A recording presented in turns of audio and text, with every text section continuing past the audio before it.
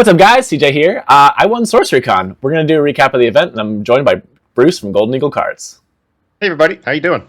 So, Bruce, SorceryCon 2026, in my personal opinion, I know that I did well, but it is my, I think, favorite event that I've been to thus far. I think Vegas was a nicer locale, but I think this was my favorite event. What do you think? I didn't go to Vegas or any other SCG cons. I have been to Gen Con twice, Okay. and I got to say I like SorceryCon a lot better because I personally go to Gen Con for sorcery, and Gen Go Con figure. is so massive. Yeah. Sorcery kind of gets lost in the shuffle, but I don't know. SorceryCon was just like all about the artist, all about the game. Yeah. Everybody was there for one reason. It felt different. It was wonderful. It was kind of cool. I mean, speaking from a Gen Con perspective, we did get to, like the play area and the sorcery area were separated. Whereas at SorceryCon, like, in between rounds, I got to go chat with friends. I got to go chat with artists. I got to, like, check out the art. I just enjoyed I enjoyed the fact that, like, even if I only had time for a bathroom break and, like, 2-minute conversation, I could, like, go and check out sorcery things rather than being like, all right, I'm going to go to event hall B in the back. I got to fight through 80,000 people. Yeah. Yeah. So this was awesome. And it was also kind of cool because I think people felt very comfortable letting their, like, sorcery freak flag fly. That, like, sounds negative. I love it. I'm super here for being a nerd. I'm super here for being sorcery. Sorry, Archer's coming to join me. What a sweet puppy. I am super here for sorcery, and I think that people are more comfortable being their, like, sorcery excited selves when the only people there are also all about sorcery. So this was awesome. This video is sponsored by Moxfield. Moxfield just dropped their advanced syntax search engine, Corefield, which you can check out with the QR code on the screen now or the link in the description below. With Corefield, you can search through all sorcery cards by name, threshold, artist, or even rules text to find that niche but perfect card to complete your deck. Link in the description below. Now back to the video. So recap. Day one, or you flew in. Yeah. We picked you up and went to the hotel and played more sorcery. So day zero. So day zero on Wednesday night, I fly in. Bruce and B. Posey, who helps run the Explorer series, we call him the art director, which he kind of is, right? Okay. He's a good art director. Yeah. He's a good art director. So they pick me up from the airport. Thank you, guys. And we head over to the hotel. They showed me a bunch of cool stuff for the Explorer series. We're not going to make this all about the Explorer series, but they've got some pretty cool stuff. Check out their videos on their channels. I'm pretty excited. The art is phenomenal. And shout out to John the Tall, who is very talented. We did play some sorcery. I actually had to build my deck. I think I posted in a video, or maybe I was talking on Zach's channel, that I was between the Imposter and the Necromancer. And B. Posey and a couple other people, Sean Heater, were on Mono Fire Pathfinder, which is the matchup I'm the most afraid of with my Imposter, and I'm the most comfortable with on my Necromancer. And so that just, like, kind of cinched the deal. Is like the people I got to play test with were on that aggro list. I was like, well, it's going to feel like ass with Imposter. I'll just play Necromancer. Built the deck. We played some games. It was a lot of fun. I confirmed that it's a good matchup for me. If you guys are having trouble with the Dank Magic deck against Mono Fire Pathfinder, it should be pretty easy to get a fatty out, get a bunch of blockers, and then just win the game through attrition. The only game I think I lost was against a Cordyceps. And then I played against James and Roaring Turkey on their Water Necromancers, and that's a rough matchup. It is very grindy, and it kind of confirms that air is the mirror breaker. Whirling Blade, the first person to get Whirling Blades wins that match. So, how about you, Bruce? During our testing, so I took Steam Imposter, and I knew going into it at Mono Red Pathfinder or Mono Red whatever was going to be a pain, and I kind of, like, accepted that. I took the deck because I wanted to play it. Yeah. If I wanted to, I said it in my deck. If I wanted to take the best deck, I would have taken Dank Magic, right? It's just, it's so consistent. The floor of what you're doing is so high. It is just easier to play too. I think everybody knows that air water is very powerful, and Dank Magic, or the Necromancer version, the reason I think it's better than the other ones are A, skeleton tokens are great, and B, you have more explosive hands than the other avatars do. If you get Wendigo and Dormant Monstrosity, like I did in my final, spoiler alert, we'll get there. you just have a way faster start than the other decks are capable of, and when you don't get it, you're still on the best color pairing with the best uniques and the best, like, mid-range game plan. So it's like, everybody who's on air water, you have almost all the same cards, and you have a great mid to late game. And then the Necromancer has a really explosive early game if you draw those, subset of 6 cards. And if you don't, you still have this to rely on. So that's kind of why we went with. So yeah, before we even started, by the way, I just want to say I played 42 hours of tournament sorcery in a 4-day period, and that does not count any practice matches or fun games. Staying up until 1 a.m. playing fun games, yeah. Yeah, so 42 hours of tournament games, and we started off by like, hey, you want to play some sorcery? We're like, yeah. Yeah, it was it was a lot, but it was fun. Other than Constructed, we both played in the Limited Championship. Yes, and that was first. Yeah, so Thursday morning, bright and early, we're playing Limited. We got some breakfast, though, which is good. First watch was good for most of our days, except for the last. that was a hell of a time. Yeah. But yeah, no, Sealed was a lot of fun. That was like my first real like Limited Gothic experience. It feels pretty good, at least for the 2 Limited things I played. It feels like tempo. It feels like board control. It feels like positioning matters a lot. It feels really, really, really good. It was really interesting. So I had done a couple of Sealed like pools. I think actually mostly with you, Bruce. But I had never actually drafted Gothic. But I know all the cards. I reviewed them all with Bruce, so like it went fine. But there were certainly interactions. We haven't reviewed Air yet. Talking about, we haven't done them all. Oh, I do need to edit that video and post it soon. I will do that. Probably within the week. I'll get Air up, so we'll see. But yeah, so I actually opened up multiple uniques, and I couldn't run any of them in my my sealed pool. But I did open a Persecutor, which is pretty rad. So I opened a Char Omphalos, but I had to run Earth Water because I had like 2 fire cards, and my Air was terrible. I opened a Yogg-Sothoth, which is like that 8 mana or 7 mana 10/10 that's everywhere. But again, I was playing Persecutor, so I was like, there's no freaking way I'm getting this 7 mana. So I just went with Persecutor Go Burr. And I will say, I did really well. I made it too. I lost to Christian V, who's a phenomenal player. I think Christian V is like the day 1 killer, right? Like, I feel really bad. I love him. Shout out to Christian. But he was undefeated in SCGCon Baltimore and then lost in the top 8 round 1. You're gonna rub it in? I'm not rubbing it in. I'm just trying to say, like, hey, you don't see Christian V in the top, like, in the finals of matches, but he, like, is a day 1 undefeated player, like, almost every tournament now. So, like, he's a killer. He was undefeated day 1 at the Limited Championship, so he kicked my ass. But yeah, he just has bad luck on day 2. But lost to him. But it was funny because my first 2 or 3 matches, I played Persecutor the way I like to play Limited, which is grindy, big dudes matter, board control, like remove their threats, don't play tempo, and don't play aggro. And turns out that was wrong. And also shout out to James, who was like, dude, you have to play Town Priest. And I was like, Town Priest, are you sure? There's so many random evil things everywhere. There are so many random evil things everywhere. And I'm playing Persecutor, and I was like, Town Priest, I get it, I'll play it. Turns out that card's just cracked, regardless of whether you're Persecutor or not, in Limited. I remember at one point my opponent played a Zombie Bruiser, and like I played on turn 3, Town Priest, bounce it to hand, play Forsaken.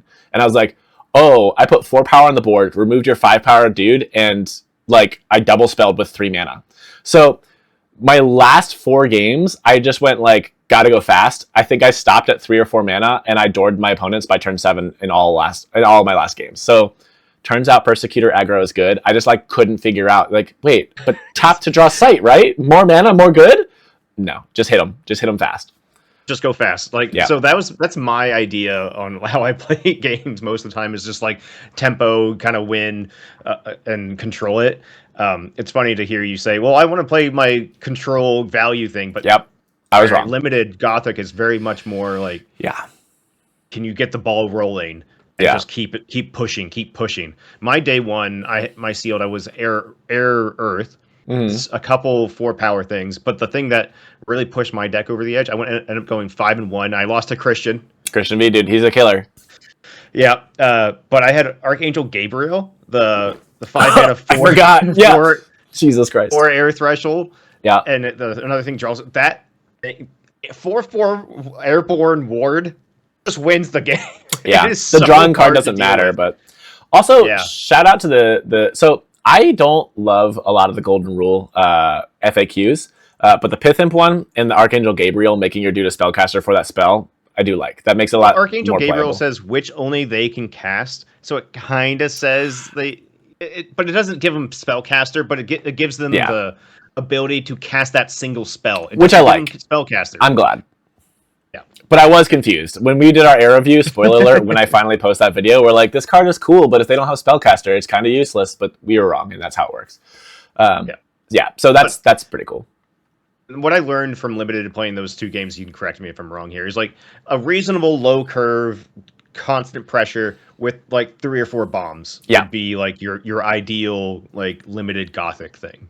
I'm ADD as hell. The fact that I'm jumping around should surprise no one. I played against Andrew Ulava in the semifinals of the Limited Championship, and he was playing, I gotta say, I want to say at least 4 vanilla 3/3s, right? Like the horrible hybrids, the ghouls, the like penitent knights. Like his deck was so fast. He was just Spellslinger, 3 drops. That's what he played, and his flood the board. And it was so, like, as a player who had some bombs in my deck, I was like, how do I do it? Like, this is so fast. So, like, it turns out just playing low drops fast is good in limited. Again, I don't like to play that way, which is why, like, it's surprising to me. I think Bruce probably knew this, and I know Mitch knew this. But I was like, stop it, you stop that now. He's like, I don't care about threshold. I don't care about mana. Just got to go fast. And then he had the water cherubim, I think it is, the flying 4/4 with ward. Very powerful. Yeah, the seraphim. Yeah. So day 1, got to go fast. Worked out for both of us. Bruce had the bomb. I think, yeah, that was pretty cool. Then we go to what I like to call the champion house. Yeah, everybody we stayed with at Airbnb made day 2 limited. I think was it really cool. Limited or both events? Maybe it was limited only, but it might have been both events as well. Like we had maybe both. They're basically people that we are friends with within the sorcerer community. We play with all the time. We're no surprise to you all. We're pretty invested in the game. So the people we play with are also probably pretty invested in the game because they're online a lot. But yeah, we had a really cool Airbnb that we stayed in, and we of course just jammed more games because playing for 42 hours in a weekend isn't enough. I think I called it early day 1 or on Thursday at 11:30, and you guys kept going until about 12:30 or 1. Yeah, because I think people wanted to test decks and make final tweaks. And Sean Heater, who I loves to change his deck the night before an event, and luckily he did not. He stuck with his event. Do not change your deck the night before. Yeah, don't do that. But I also wanted to shout out Eric. So there is a gentleman that Rude met on an airplane. He heard the people behind him talking about Magic the Gathering, and he like sticks his face between his seats. He's like, "You guys ever hear about sorcery? You guys want to hear about sorcery?" And apparently, this guy Eric, we lovingly call him Airplane Guy, decided to join the sorcery community and like has gone to events, and he's awesome. So the next day, we're all waking up like groggy and barely alive, and Eric is just doing yoga. Like, "What's up, guys? I feel really good. Ready for the day? Let's go!" Yeah, and I was like, it was really good energy to have. Yes, it was nice. Lovely person. If you ever meet Eric, he is lovely. So yes. Day 2, we go into the draft, which is now the first time I've drafted, and I don't think you've drafted much Gothic either. How'd it go? First time draft, yeah. I think it was fine. I went Air Earth again. I had 3 Gifts of the Wolf.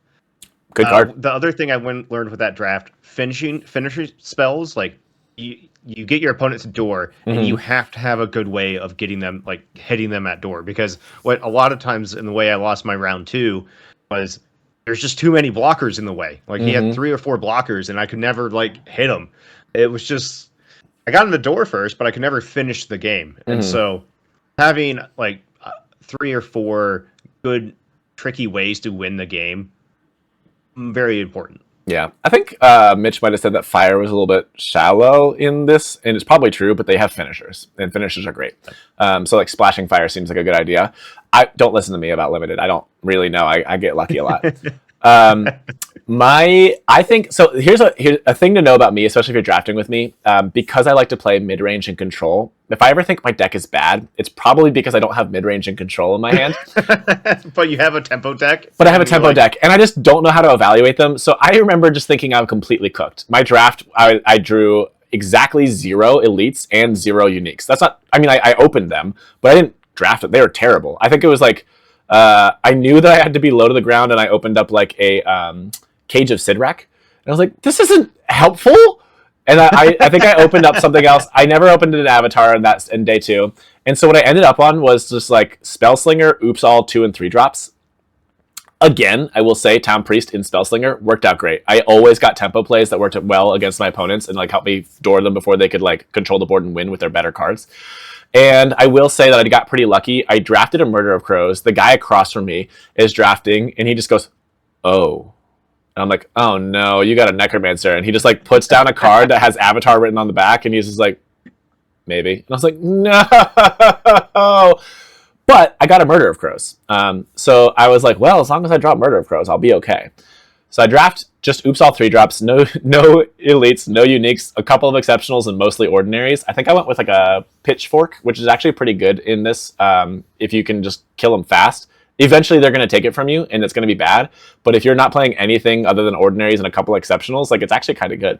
Yeah. And I ended up winning my pod based off of that Murder of Crows draft. I played against the Necromancer guy. He had like 5 skeletons out. I think I attacked into one of his dudes, dealt all but 1 damage. Murder of Crows got like a 5 or 6 for 1. And then when I redid it, I got a 2 or 3 for 1. And so that's how I ended up winning the pod, is Murder of Crows. I think if you are in draft and you're even considering air, you should take that, and you should take it kind of high, because losing to Christian V and playing against this Necromancer opponent, having the Murder of Crows is the reason I won that game. And Necromancer gets so much value out of their tokens, but they have to play off tempo. So if you can X for 1 them with Murder of Crows, you basically say all of your previous turns were off of tempo. I now have a better board than you. I've removed all of those chump blockers, and I can just end the game fast. And if you kill 3 or 4, or I guess 4 or 5 tokens with your 1 3-mana spell, your mana up. Your mana up, like your resource up. Like it's just yeah. The other thing about Pitchfork, and I guess the other, you need some way to trade up. Yeah. Right? Like yes. You want to kill their thing and leave your thing on board. Mm-hmm. So like Gift of the Wolf is really good at doing that, because you turn your 3 power into a 5, you kill their 3/3, you kill their 4/4, their whatever, and you have a minion still on board. That Gift of the Wolf didn't cost you a card because it draws you a card, and then Pitchfork doesn't cost you a card in the sense of like, I'm gonna bury your thing and I spent my card to do that. It's a 1-for-1. Yeah. It's like you can trade up with these. It's things. Like so an 0-for-1 kind of. Yeah. Kind of. Like they'll take it. How do you trade it gets up, bad. Right? Like, yeah, they'll take it. It gets bad, but if you can end the game before they take it, you're fine. Yeah. So I made Top Cut, which was pretty rad. You did not. Love you, but you did get to commentate and make fun of me for my draft pack 1 pick 1. Yeah, your draft was pack 1 pick 1. We're talking about low to the ground, aggro, pressure. 7 mana.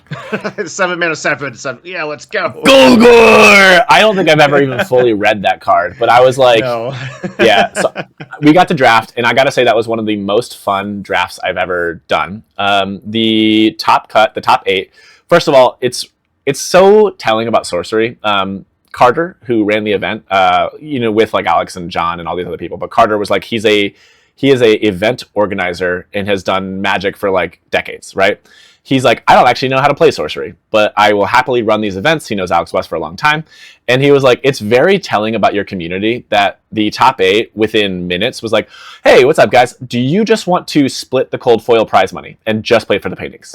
Like immediately, right? So there was a total of $2,000 on the line for cold foil store credit.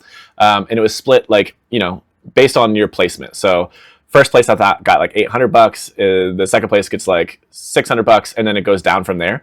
And the top 8 met, and unanimously, without anybody hemming or hawing, nobody really even wanted to object. I think was just like, yeah, you guys just want to do $250 each, and the only thing we play for are the paintings, and everyone's like, yep. So that was immediately pressure off. It was a lot of guys I knew, but shout out to Overseach. So Undersiege Julian. Julian Undersiege, who, by the way, I Google AI'd. I was like, who's the best sorcery player of all time? And it does say it's Julian Undersiege. So, Julian, Google thinks you're the best of all time. And I think you're pretty amazing. So, Julian placed well, got top 8, I think, or something. He did well in the... he wasn't... I guess he didn't make top 8. Day 1, he did well, and he was like 8th seed. And he's from Albuquerque, originally lives in New York. There's another Julian who just picked up the game recently, who is also from Albuquerque, but was a higher seed than Undersiege. And so we're like, so Oversiege?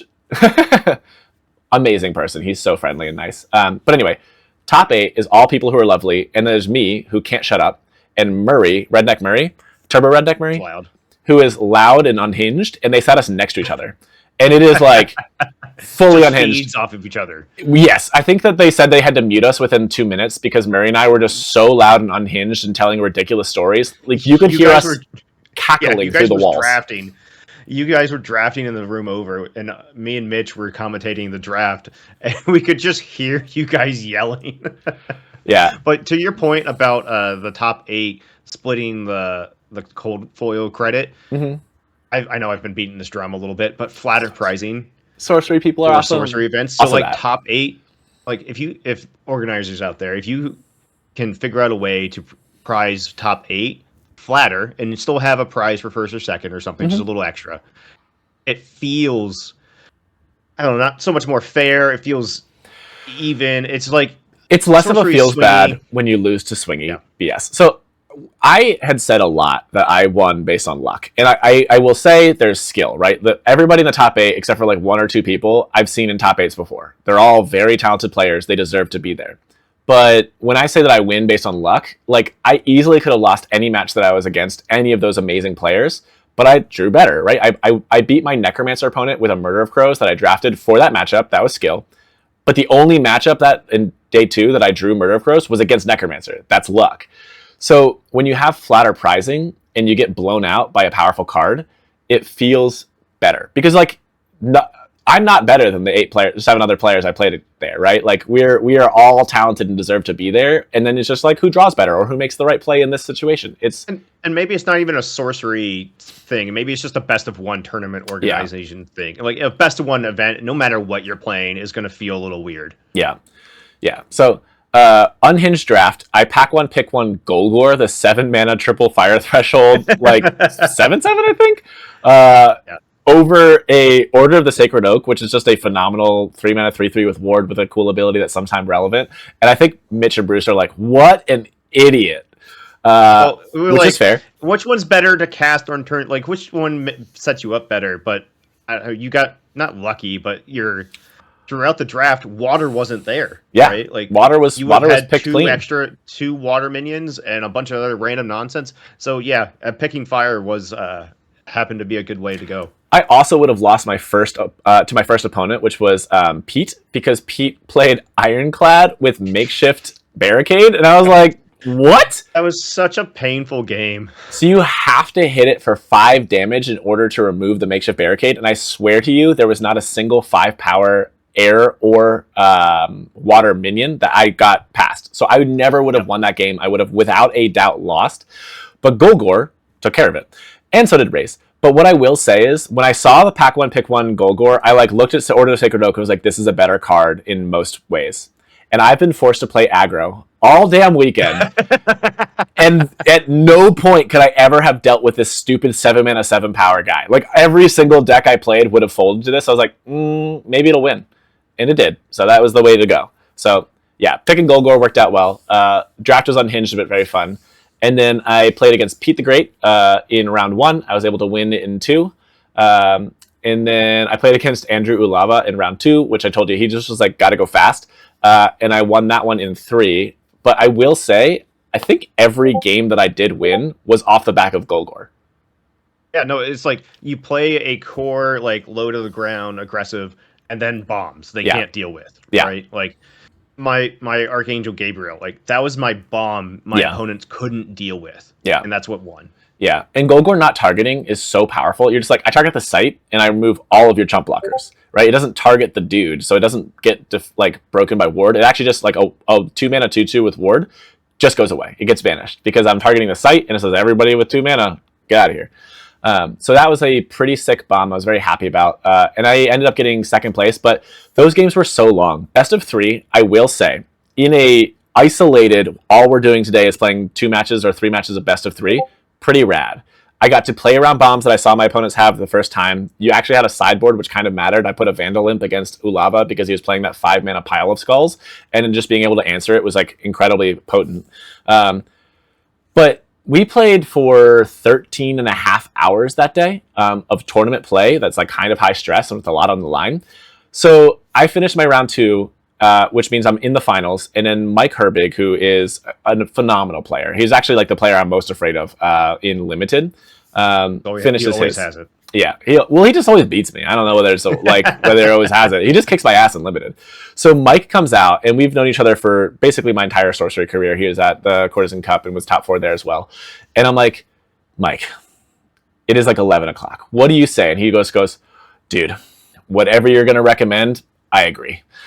And so I was like, we'll play best of 1. There's 2 paintings going to the players who win this one. I was like, what if we just split the paintings? Whoever wins gets to pick first, and we play a best of 1, and we don't tank on turns because it's already 11 o'clock. We have the constructed tournament, which is what we both wanted to play in more tomorrow.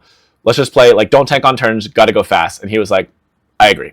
So I was like, Bruce, I need a whiskey. And so Bruce brings me a whiskey. We play our best of 1. He kicks my ass. I ended up winning the demon painting, which shout out to Jared and Noah, who actually drove it back from Indianapolis to Maryland. I'm actually getting the painting on Wednesday, but I'll put a photo up here of what I got. It was pretty rad. Herbig won. He chose the angel. I got the demon. It was awesome. Yeah. So, 11:45. We get to drive home finally and crash out. Yeah, we crashed out that night. I don't think we played any extra games that day. So tired. Yeah, absolutely exhausted. And also shout out to Bruce for staying that late because thank you. That was craziness. Yeah. Yeah, then A1 constructed. Yeah, so you're playing your sick, nasty imposter Steam list. Imposter. How'd it go? Could have been better. I love my list, and I think it's fine. I think I could have done better. I got to figure out tournament nerves, man. I gotta calm down. I gotta stop shaking round 1. I gotta do something. My round 3 through 6 was much better. I got all my nerves out of my system. Whatever. It went much more smoothly. But I lost my first round to Will Jackson because I couldn't figure out Door, which is shout out to Will. Whatever. What's his YouTube channel called again? He does the narrative sorcery games, which is pretty rad. Yeah, I think he's taken a bit of a break on it, but it was really cool to see. He made stories for Witch and Seer, and it was really cool. Yeah, and Geomancer. So you lost to Will round 1. I lost to Will round 1. I played against Wizards of Fun round 2. Ended up taking that down. He did record that game, and we were in talks to do a commentating over that game. Awesome. That was a fun game. Grindy. He's on Necro, Air, Water. Grindy stuff. I feel pretty good. Oh no. Yeah, so I feel pretty good into that matchup because I have some big uniques, and I can kind of do what I want as imposter. Round 3, I lost to Mesmerism. I played Baylor, Mesmerism, GG. All right, whatever. Moving on. Yeah. I mean that's Mesmerism. Then I proceeded to Plague of Frogs, turn into imposter my next 2 opponents. Into Interrogator, Plague of Frogs. Oh no, that's just a 2-card 5 to 7 1-card combo. It was just it feels gross. Yeah, it's a 1-card combo. That went pretty well. I finished the day 4 and 2 and made day 2. Nice. Yeah, so it went well. Like I said, I gotta sort out these tournament nerves round 1. I was just shaking, couldn't think straight. It was awful. Yeah, I mean, it makes sense. I had a great time. Yeah, it was really fun. I actually have to say, again, I feel like I just always talk about how great sorcery is, but the community is rad. Talking, yes. I don't think I played against a single opponent that I wouldn't have been hey, do you want to go play a fun game? If we had time, I would have done a fun game with any of those people anytime they want. They were all lovely. Every one of my opponents was so cool. I played against Overseach, the new Julian, round 1, and I felt so bad because I had similar to my finals, I had a nut draw. I was oh, I have 15 power on the board on turn 3, spread across 3 bodies. You don't have a board wipe, and even if you did, you couldn't hit them all. And so, I won round 1 pretty quickly. Julian's afterwards, hey, do you have any recommendations on how to beat that? I was hope your opponent doesn't draw that. That's gross. It's just, this is what I'm talking about with Air Water. Air Water is good. It's got a great mid-range plan. It's got great finishers. It's got Mesmerism. It's got Call of the Sea. It's got Atlantean Fate. It has win the game cards. But the Necromancer has explosive starts that if you draw them, it's phenomenal. And if you don't draw them, you still have a really good game plan. And then I did pretty well throughout the day. I will say I almost lost to Steve from Philosopher Cards. Going mono water means that you don't worry about drought so much because your next site is going to be a water site and you're going to be fine. I got turn 2 Jihad, which actually he didn't have as fast of a tempo destroy my life game plan, but him playing Jihad immediately made me play to the side, which meant I stacked in 4, which was probably a dumb idea, and he turn 4 takes all my threshold with a drought. And I should have lost that game, except for on turn 3, I happened to Plague of Frogs, and I had a Ring of Morrigan out. And so I chump blocked for so long and like healed just enough to survive. I drew 3 air sites in a row off the top with like a Lordalize and a Lacuna Entity and some other cards in hand I couldn't play. But I ended up winning when I finally got my water sites. I Lordalized him. He plays a Root Spider underneath me. And then I Lacuna Entity'd his Root Spider into the Void and then hit him for like 12 off of the Lordalize and then the fight Lordalize thing, which is broken that he can choose himself. And ended up winning that game. But it was really close. Like I got doored by a pretty rad imposter. It was like it was Earth Fire. Earth. Yeah, which I actually, of all the imposters, I've seen every other color combination, at least the 2 color combinations, except for I hadn't really seen a Fire Earth one. It was pretty cool. Yeah, I need to play with that a little bit more too. Like I don't know about you. I'm imposter pilled. Like I just want to play imposter. It's really fun. It as somebody who plays this game a lot, you have more decision points in imposter, so you feel like you have the most agency over the game. Like you said, one of your matches you just lost to Mesmerism. That is the big swingy uniques that make you just lose out of nowhere and you feel like you have no agency. And that's like probably the biggest feel bad in Sorcery right now is like, I didn't have agency. I lost the game to X, Y, or Z. Imposter, because there are so many decision points, makes it feel like if I would have done X, I could have maybe won. It gives you more agency over your game. So you feel like you could win. Even if you couldn't, you feel like maybe if I'd have just gone Ironclad on turn 3, like, yeah. You know what I mean? So I agree. It's very fun. I lost to Dory as my only day 1 loss. I think he went undefeated, and I got a little bit of that sweet hubris. He got a little tilted. No, not tilted. Yeah. Well, yeah, tilted because he plays some bullshit. He plays. So okay. You lost to Tufted Turtles, right? Tufted Turtles is a great card. Can we ask a Rutosaurus about Tufted Turtles? So Dory is I think he's a Minnesota player. I hadn't actually met him before. He's lovely. He's a super nice guy. And he drops Necromancer right away and then plays like a water site. I'm like, oh, Necromancer water. I know your whole deck. Like, no problem. Turns out I do not know Dory's whole deck. And it is very different than my deck. And I kept being like, what are you doing? Stop killing me with turtles. We don't play turtles anymore. Like, I don't have anything in my deck that just answers with a Tufted Turtle right away. And I'm like, this sucks. He plays like this weird. He had like 30 permanents on the board. It was really awesome. It was really rad. But like, I mulliganed so wrong against this deck because I thought I knew what I was against, and I just wasn't against that. He killed me with like 31 or 2 power dudes over the course of like 30 turns.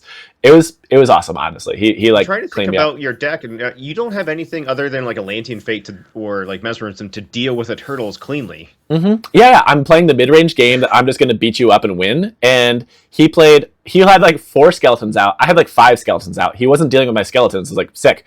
And then he plays a Pied Piper, so he just has 9 skeletons, some Tufted Turtles, and he just like beats me to death with that. Like slowly and painfully, and the one thing I said, like I got tilted. The reason I was a little tilted, besides the fact that I was getting beaten up by turtles and I just couldn't comprehend what was happening. Again, my opponent was so nice. I was just like, stop it. Is I played a Lilith that survived for 7 turns, and it hit 1 time. And it was a Tufted Turtles on the 7th freaking turn, and I like wanted to flip the table. I will say, I missed a lot, but 2 of my misses were kind of sick. It was I bottomed his Mesmerism and I bottomed his Elenian Fate. So like that's basically like 3 hits. But I was like filtering his cores out of the way, and he'd be like, "Sick, Archangel Raphael." I was like, "No!" And then like I had a Bureau of the Occult out, and he'd be like Toolbox, and it would get bottom for him, and then he'd be like another dope minion. I'm like, "No!" So yeah, Lilith wrecked me. Turtles wrecked me. And Dory, yeah, he played a great game. I think he went undefeated day 1. So it's not like he won on luck. No, he won with just a really unique and cool deck.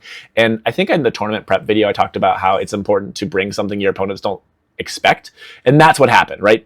Dorian was not on a deck that I expected. And I thought that I knew the deck, and I didn't. And he just wrecked me with cards I wasn't expecting. And I thought that was cool. So yeah, that was my day 1 loss. And then we actually ended early on day 1, right? Like that was the only day that we actually had some free time.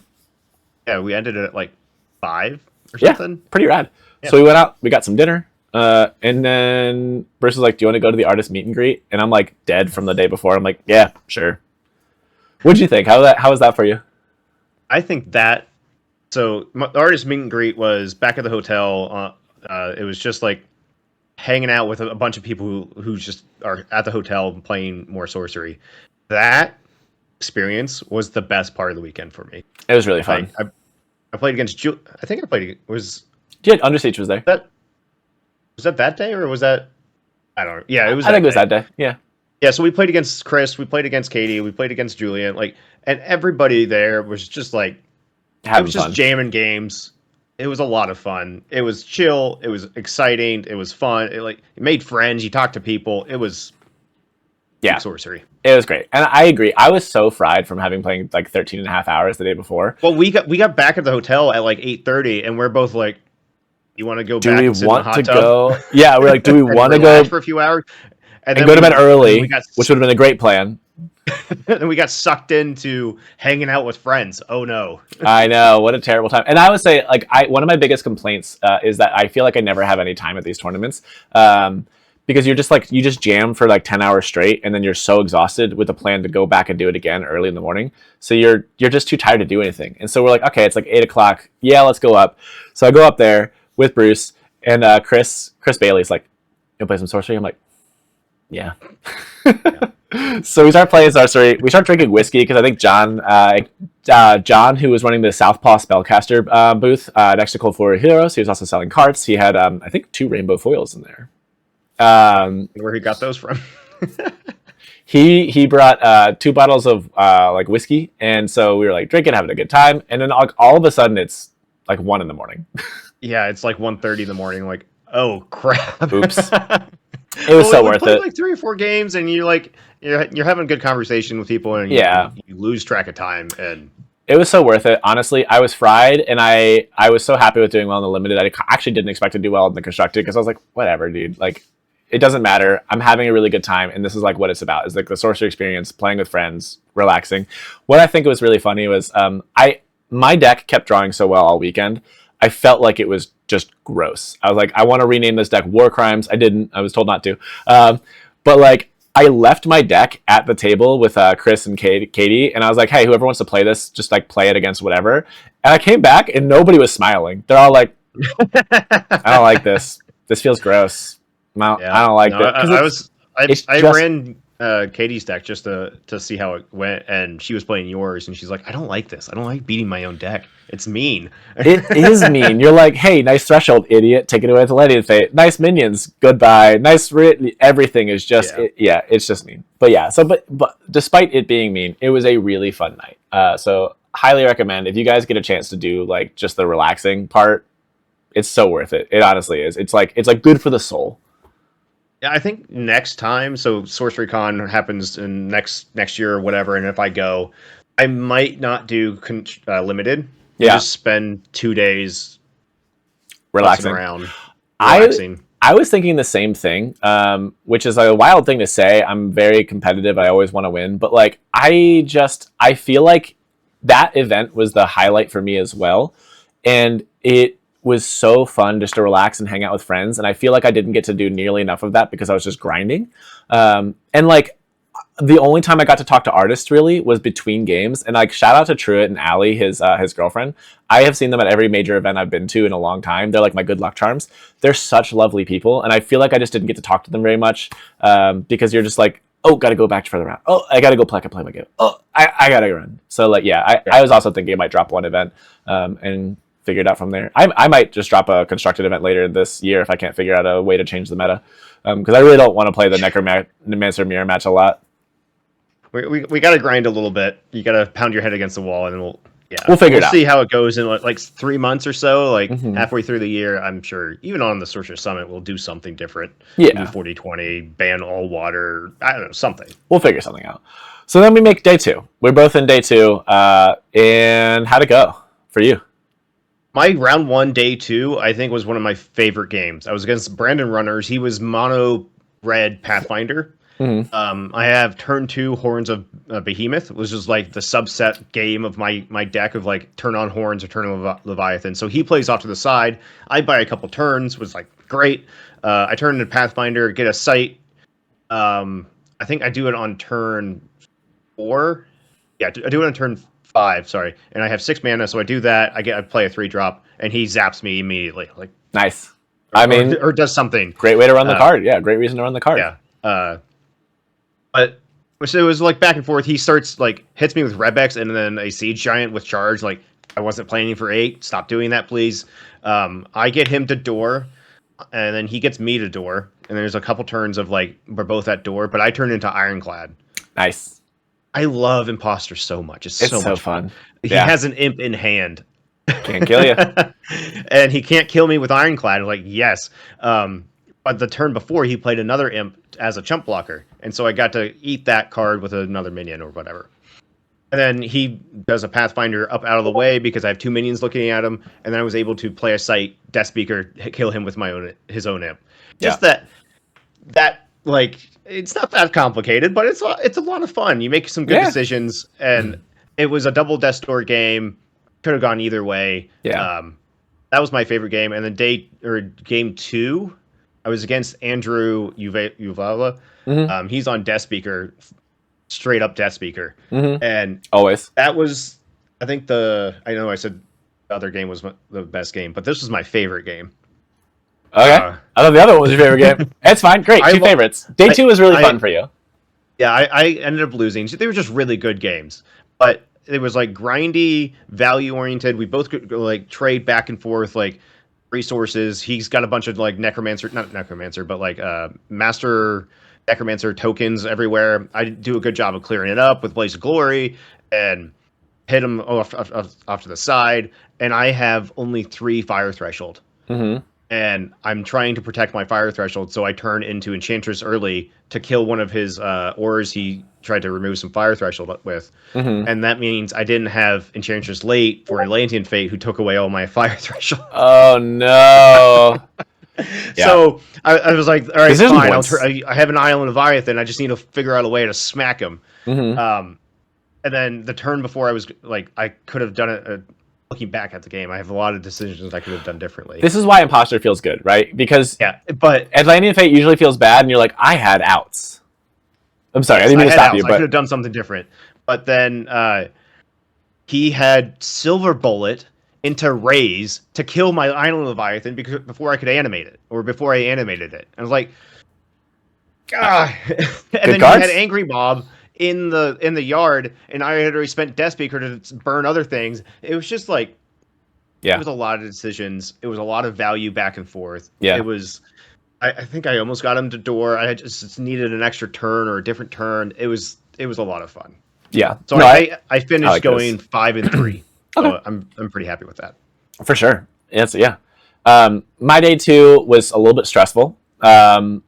And actually, it was really interesting because you say you get these tournament nerves. I actually do okay with nerves because I work in the critical care unit. I'm like used to nerves. So day 2 starts. My flight gets canceled. So I don't no idea how I'm getting home. I don't have a bed for that night. But like people were lovely and like offered me a place to stay. My wife like slept in. So she's not answering me. I'm like, is she mad at me? But she wasn't. She was very cool. She's the most supportive person. So like. Basically, I'm just nervous, and like I'm sleep deprived, all that stuff. Oh, and then we go to get food, and they gave our order to some random person, and then they're like, "Okay, well, we'll make it right. We'll make you food real quick," and then they give us half of what we order only. So we're scarfing food as fast as we can before round 1, trying to figure this out.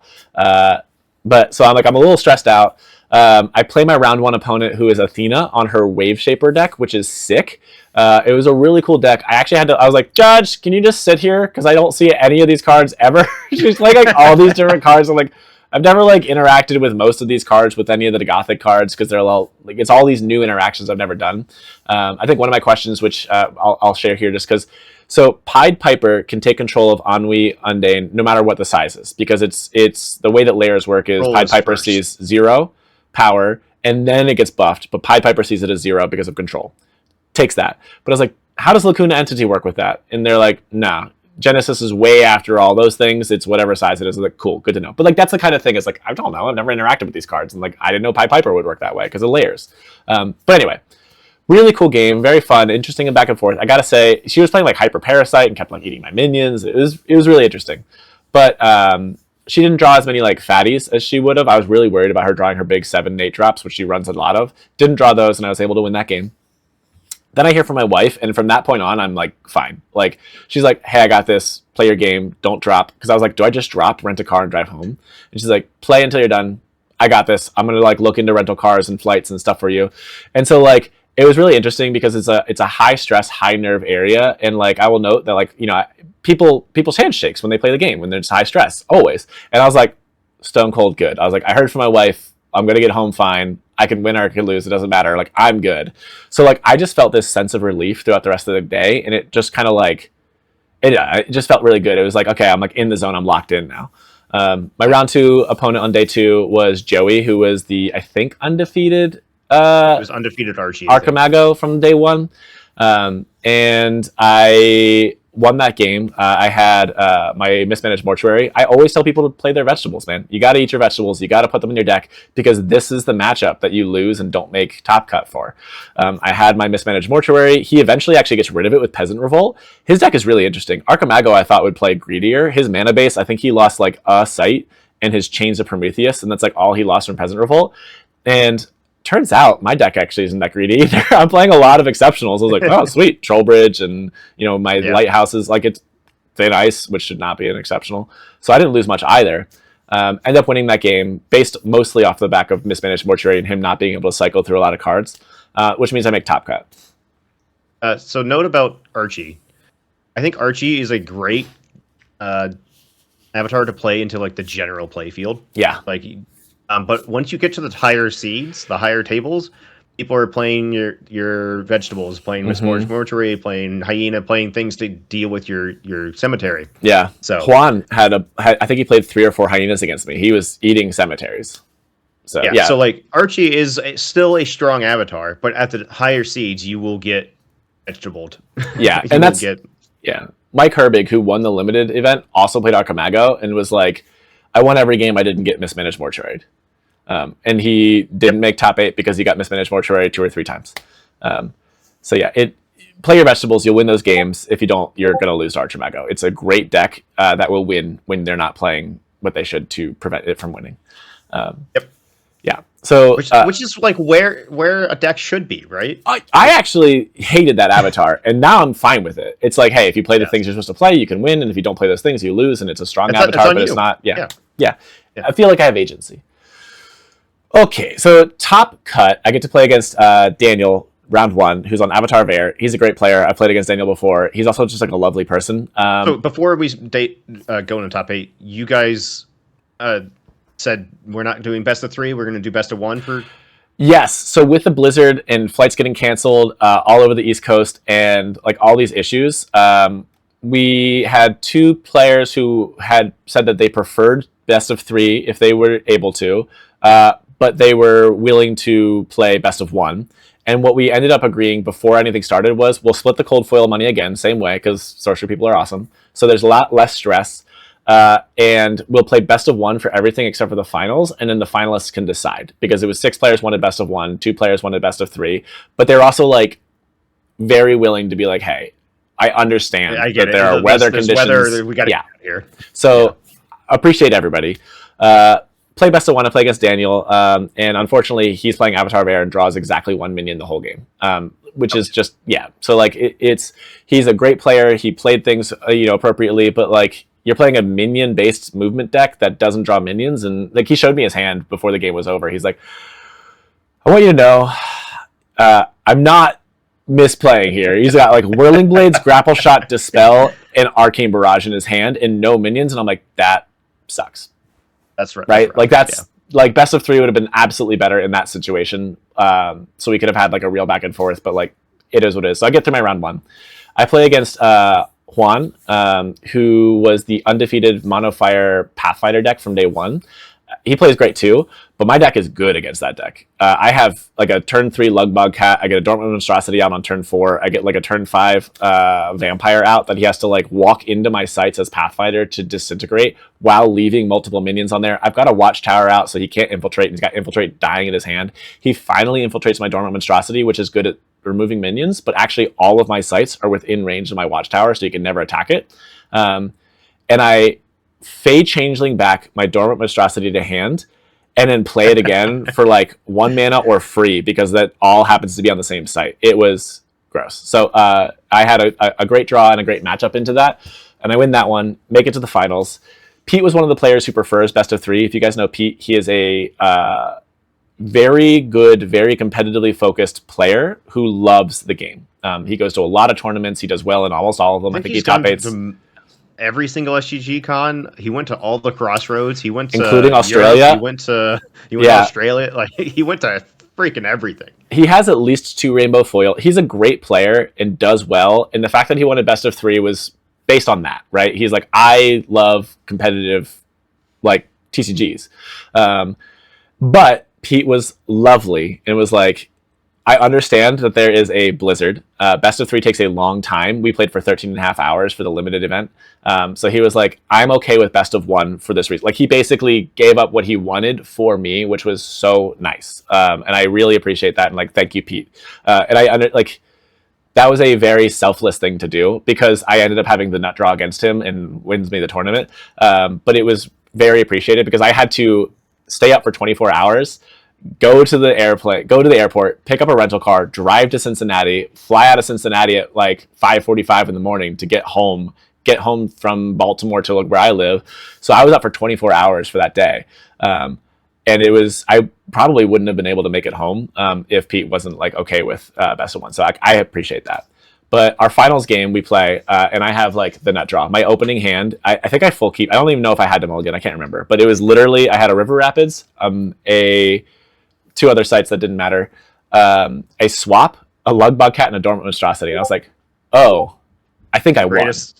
Yeah, right? The greatest opening hand you could ask for. Yeah. Yeah, I was like, I think I won. Like opening hand, haven't even seen anything from his deck yet. I'm like, I think I've got this. And so like, I'm playing very calm and relaxed, knowing that I have, like, if I lose this game, that means that like Pete did something phenomenal, because like if you have if I could just pick my cards, it would be those, I think. So I'm like, okay, this is great.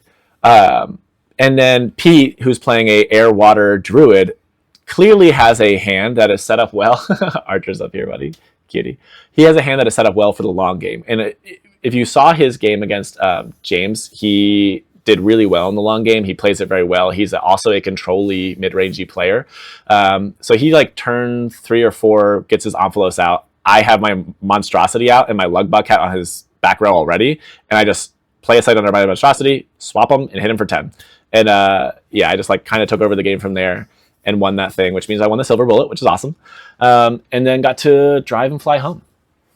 I will say, when watching that game back, you played Lord of Lies to eat his Bruin, which makes a lot of sense. Mm-hmm. But he also had drums out. I'm like, how are you gonna kill? How are you gonna get this thing to, like, how are you gonna hit him for door? Like, yeah, I think he had drums out the next turn. So he's flipped. He played drums afterward. Did you see drums coming? I didn't care. I had a Green Knight in my hand. Yeah. So that was my point. It's like, you played Lord of Lies to eat Bruin, mm-hmm. and then he plays like Koi Nixie or something to kill Lord of Lies, mm-hmm. which is like, oh crap, how's sieging? And then you had freaking Green I had Knight, which has that was my turn. That was my turn 1 or my turn 2 draw. I had it the whole game.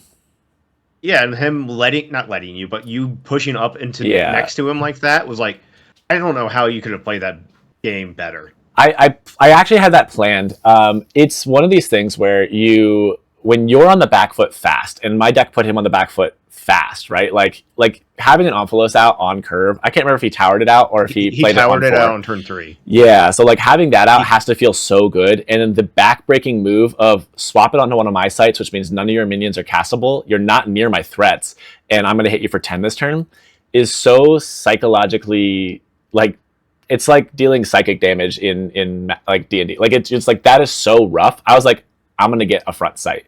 I was like, because I think my next 2 draws, I was like turn 1 and turn 2, or turn 2 and turn 3. I drew Green Knight Lordalize, and I was like, I'm gonna get that front sight. I'm gonna play as aggressive as I can, and I'm gonna like, if he lets me have that, I think I have this game won. And if he doesn't let me have that, we'll figure it out. Well, if you get punched for 10 on 1 turn, or turn 3 or turn 4 or whatever, Yeah.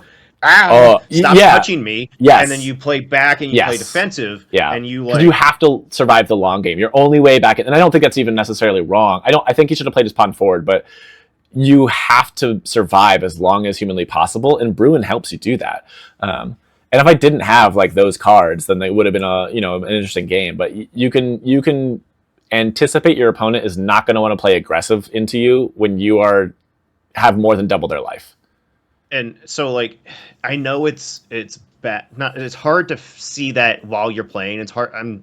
But what if Pete played a sight forward there and didn't let you have that spot? Yeah. Like, then Lord of Lies doesn't kill Bruin for free. Then Green Knight doesn't smack him for door. Like, yeah. It's just like that one decision. Like, and that decision wasn't a bad decision to play defensive and to try to win a long game. If I don't have those that cards, one decision, it was like, what lost them the game. Yeah, I mean, what lost them the game was me having the absolute nut draw. I like when I played against. I'm just saying.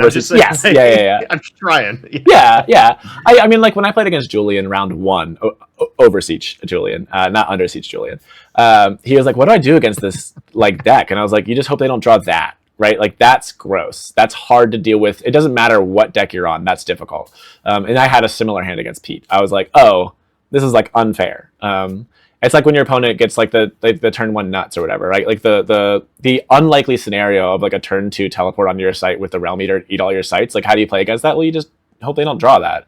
Right? Like, that's not it's sorcery, baby. To speak to that a little bit of like, how do you play into that? Like, maybe Death Speaker comes back. Yeah. Where it plays all the really early chump blockers, where in like 40-20 it was really hard to play all those chump blockers because there were 50-30 because there were so many ping effects and everything just died really easily. Yeah. Maybe now with the air water dominance, Death Speaker comes back and plays Land Surveyors, plays Apprentice Wizards, and playing like all these. Get out of my head.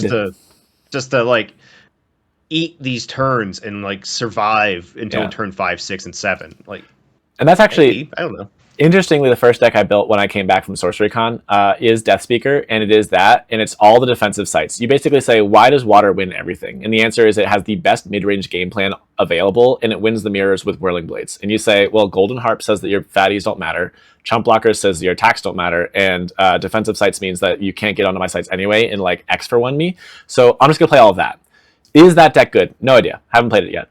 But I built all the things that says that your game plan of being bigger than me, faster than me, and having movement based, it doesn't matter. I don't think you beat Water by playing a better mid-range deck. I think Water is the best mid-range deck we'll have in this meta, and you have to figure out a different way to win. I know that there's like combo decks, like Corruptor Combo can certainly beat you, right? Like, oh, cool, yeah, you have me at 1 health, but I get to win in 1 turn.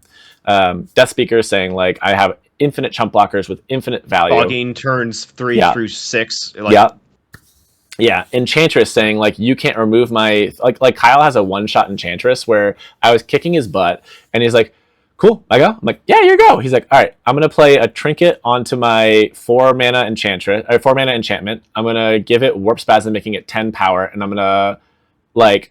I don't remember if he Whirling Blade... He did something that let him hit me more than once, and he just doored me. He 20-0'd me. He actually had more than 20 damage. He wrecked me in 1 turn, and he's like, cool, zap, you dead.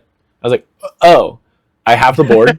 I have cards that I want to have. I have most. It was like 20-1. I was winning, and then he just said, like, that's cool that you played that game, but I win.